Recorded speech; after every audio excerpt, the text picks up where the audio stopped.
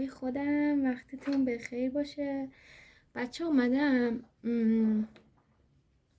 معرفی کنم وسایل و ابزاری که توی دوره مقدماتی یا همون دوره طراحی آناتومی و اندام بهش نیاز دارین بهتون معرفی کنم. فقط زود میگم که حجم ویدیو زیاد نشه براتون، به راحتی قابل دانلود باشه. اولین چیزی که شما نیاز دارین کاغذه بچه ها. کاغذ تو سایز A4 هم تو سایز A3 میتونین استفاده کنین، ولی متداول ترین سایزی که میتونین شما استفاده کنین سایز A4. خب یعنی میتونین یه تعدادی داشته باشین که همیشه باتون باشه. خب این از این. یا میتونین از دفترهای طراحی هم استفاده کنین. دفترهای طراحی هم به صورت A4 هم به صورت A3 میفروشن. میتونید برید و بگید دفتر طراحی میخواید و خودشون راهنماییتون میکنن و بهتون معرفی میکنن مارکای مختلف رو. دومین چیزی که نیاز دارین شما مداد طراحی ساده هستش. مداد طراحی ساده که میتونید ببینین که شماره و سختی مدادش HB باشه. HB بگیرید. هر مداد ساده هم که تو خونه دارید میتونید استفاده کنید. دومین چیزی که میخواید شما اتود 5/10. اتود 5/10 یه حالت نرمال اتوداست، یعنی نه مغزش انقدر نازکه نه انقدر ضخیمه مثل 7/10. خیلی خوبه. 5/10 یه دونه حتما داشته باشین. پاکن ساده میخواین. خب این از این.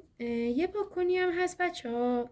این پاکونه خب اسمش پاکون اتودیه. پاکون اتودی اینطوری مثل اتود اینو بزنید مغزش میاد بیرون و میتونید استفاده بکنید و این مغزیاش هم قابل شارژه، یعنی بسته‌ای میفروشن. شما میتونید وقتی که تموم شد تعویض داشته باشید.